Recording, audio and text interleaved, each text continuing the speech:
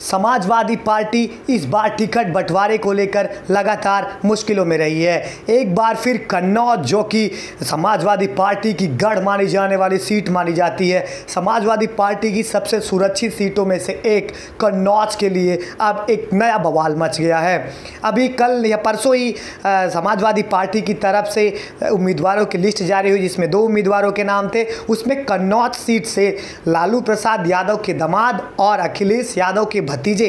तेज प्रताप यादव का नाम आया और कन्नौज लोकसभा सीट से तेज प्रताप यादव को उम्मीदवार बना दिया गया। उसके बाद जो तमाम अटकलें लग रही थी कि अखिलेश यादव इस बार कन्नौज से लड़ेंगे या फिर कहाँ, 1-2 सीट ही बची थी, तो पूरी कयास और पूरी उम्मीद लग गई थी कि अखिलेश यादव अब कन्नौज से चुनाव नहीं लड़ेंगे, यानी कि इस बार वो लोकसभा के चुनाव में शिरकत नहीं कर रहे हैं। उधर कांग्रेस गठबंधन, जो इनकी पार्टी है, इंडिया गठबंधन की सबसे बड़ी पार्टी कांग्रेस पार्टी जो है, उसकी तरफ से अमेठी से भी कोई उम्मीदवार घोषित नहीं किया गया है और रायबरेली से प्रियंका गांधी के चुनाव मैदान में आने के पूरे आसार हैं। तो कहीं ना कहीं ये सारी चीज़ों को देखते हुए ऐसा लग रहा था कि जो गठबंधन है, जो इंडिया गठबंधन है, उनके बड़े नेता तो चुनाव मैदान में आ ही नहीं रहे हैं, जिससे उनको गलत प्रभाव पड़ेगा। उनके जो कार्यकर्ता हैं, उनके जो समर्थक हैं, और लगातार भारतीय जनता पार्टी इसको मुद्दा भी बना रही थी। इसको देखते हुए जो कांग्रेस का गठबंधन रहा है, इंडिया अलायंस गठबंधन, बाकायदा बैठता है और चर्चा करता है, और चर्चा इस विषय पर करता है कि अगर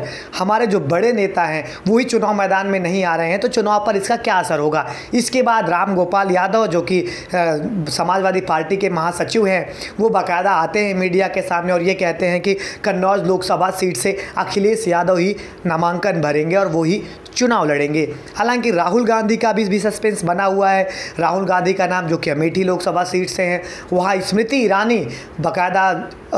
फायर हैं राहुल गांधी के ऊपर, और उनके जो जीजा जी हैं, यानी कि राहुल गांधी के जीजा प्रियंका गांधी के पति रॉबर्ट वाड्रा गांधी को जो है चुनाव मैदान में आने के पूरे आसार हैं। लेकिन जब गठबंधन के पार्टियों का चर्चा हुआ तो उसमें बाकायदा इस बात का जिक्र हुआ कि जो बड़े नेता हैं वो उत्तर प्रदेश में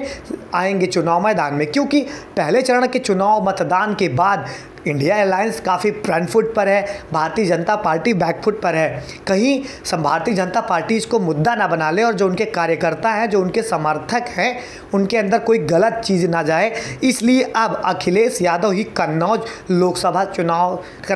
सीट से चुनाव लड़ेंगे और तेज प्रताप यादव का टिकट काट दिया जाएगा। हालांकि ये अभी पूर्णतः कल डिसाइड हो जाएगा कि नामांकन के बाद कि कौन चुनाव मैदान में आ रहा है। हालांकि जो समाजवादी पार्टी के महासचिव हैं राम गोपाल यादव, वो बाकायदा ये बता चुके हैं कि कन्नौज लोकसभा सीट से अखिलेश यादव ही चुनाव लड़ेंगे और वो 12 बजे नामांकन करने आ रहे हैं। तो जो कि कन्नौज की लोकसभा सीट है और मैनपुरी की लोकसभा सीट है, ये दोनों जो सीटें हैं, ये लगभग दूसरे चरण में इसमें मतदान होगा, जहां डिम्पल यादव बाकायदा रोड शो कर रही हैं मैनपुरी लोकसभा सीट से। वहीं अब कन्नौज की लोकसभा सीट भी काफ़ी दिलचस्प हो जा रही है। कन्नौज की लोकसभा सीट से अगर बात की जाए, भारतीय जनता पार्टी लगातार हमलावर है और अखिलेश यादव पर निशाना साध रही है और अखिलेश यादव को ये कह रही है कि कन्नौज इस बार इतिहास रचने जा रहा है और समाजवादी पार्टी का गढ़ बनाने वाला कन्नौज इस बार समाजवादी पार्टी को हरा देगा और भारतीय जनता पार्टी का कमल खिलेगा।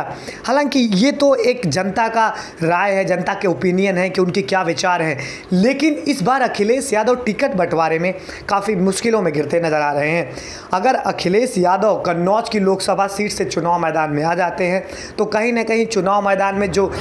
ठाकुर समाज है, जो मुस्लिम समाज है, उनकी जो युगलबंदी होती है वो समाजवादी पार्टी को बेनिफिट पहुंचाती है और उसी वोट को, चूँकि अखिलेश यादव एक बहुत बड़ा चेहरा है उत्तर प्रदेश में और पूर्वांचल में, इस समय अखिलेश यादव लगातार रैलियां कर रहे हैं पश्चिमांचल से लेकर पूर्वांचल तक, तो सपा सुप्रीमो की एक बहुत बड़ा कोर वोटर है कन्नौज में। अगर अखिलेश आते हैं तब तो ये सीट कंफर्म है, लेकिन अगर अखिलेश नहीं आकर तेज प्रताप चुनाव मैदान में आते हैं तो कहीं ना कहीं कन्नौज की लोकसभा सीट दिलचस्प होने वाली है। लोकसभा चुनावों से जुड़ी पल पल की खबरों के लिए आप हमारे चैनल विनय विवादिया को सब्सक्राइब कर लीजिए। मैं आपको पल पल की खबर देता रहूँगा।